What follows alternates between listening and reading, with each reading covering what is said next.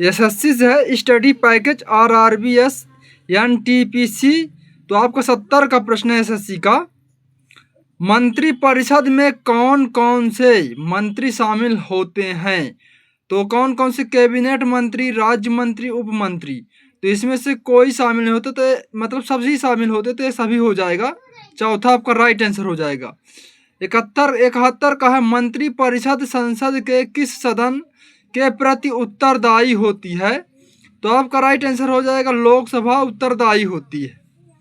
तो 72 का प्रश्न है यदि किसी मंत्री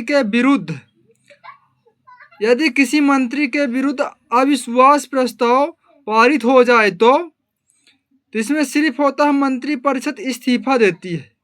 मंत्रिपरिषद इस्तीफा देती है। 73 में लोकसभा के गठन के संबंध में किस अनुच्छेद में वर्णन किया गया है? लोकसभा के गठन के संबंध में किस अनुच्छेद में वर्णन किया गया है? तो आपका राइट आंसर हो जाएगा पहला अनुच्छेद 81। तो आपका 74 का वेरी मोस्ट इंपोर्टेंट क्वेश्चन है संविधान से। 31वें संवैधानिक संशोधन अधिनियम द्वारा लोकसभा की अधिकतम सदस्य संख्या कितनी निर्धारित की गई है? तो आपका राइट आंसर है 545। Very most important question. 75 का वर्तमान में लोकसभा में संघ शासित क्षेत्रों की प्रतिनिधित्व सदस्य की संख्या कितनी है? इसकी प्रतिनिधित्व संख्या है 20। आपका राइट आंसर दूसरा हो जाएगा। और 76 का संविधान के किस अनुच्छेद के तहत राष्ट्रपति लोकसभा में अंगल भारतीय समुदाय के 2 सदस्यों को मनोनीत करता है? तो आपका राइट आंसर हो जाएगा दूसरा अनुच्छेद 331। 77 का है लोकसभा के कार्यकाल को कितने वर्ष के लिए बढ़ाया जा सकता है? लोकसभा के कार्यकाल को कितने वर्ष के लिए बढ़ाया जा सकता है? तो आपका राइट आंसर हो जाएगा 1 वर्ष के लिए बढ़ाया जा सकता है। 78 का है लोकसभा के 2 सत्रों के बीच कितने माह का अंतर होना चाहिए? तो आपका लोकसभा के 2 सत्रों के बीच कितने माह का अंतर होना चाहिए? 6 माह का अंतर होना चाहिए। तीसरा आपका राइट आंसर है। 89 का है संसद के दोनों सदनों के संयुक्त अधिवेशन की अध्यक्षता करता है। RRB NTPC 2016 में पूछा गया सवाल है 2016 में।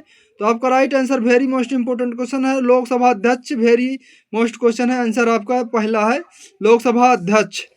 80 का है लोकसभा के किसी सदस्य की सदस्यता कितने दिनों तक लगातार अनुपस्थित रहने पर समाप्त हो जाती है? कितने दिन लगातार रहने पर? 2 माह समाप्त हो जाती है। तो आपका राइट आंसर दूसरा हो जाएगा। 81 का लोकसभा के सदस्यों की अयोग्यता से संबंधित मामलों पर विचार कौन करता है? तो लोकसभा के सदस्यों की अयोग्यता से संबंधित मामलों पर विचार कौन करता है? लोकसभा अध्यक्ष करता है। लोकसभा अध्यक्ष आपका राइट आंसर तीसरा हो जाएगा।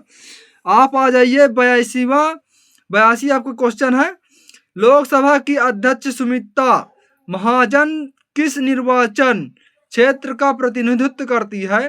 तो RRB NTPC 2016 में पूछा गया सवाल है। तो आपका राइट आंसर तीसरा हो जाएगा इंदौर। भारत की केंद्रीय विधायिका के अंग हैं? तो आपका हो जाएगा सभी। राष्ट्रपति, लोकसभा, राज्यसभा, ये सभी अंग हैं भारत की केंद्रीय विधायिका का। तो 84 का प्रश्न है कोई वित्तीय बिल या विधेयक प्रस्तावित हो सकता है? तो आपका राइट आंसर हो जाएगा केवल लोकसभा में। 85 प्रश्न है राष्ट्रपति द्वारा जारी अध्यादेश संसद सत्रों के प्रारंभ से लेकर कितने सप्ताह के अंदर पारित हो जाना चाहिए?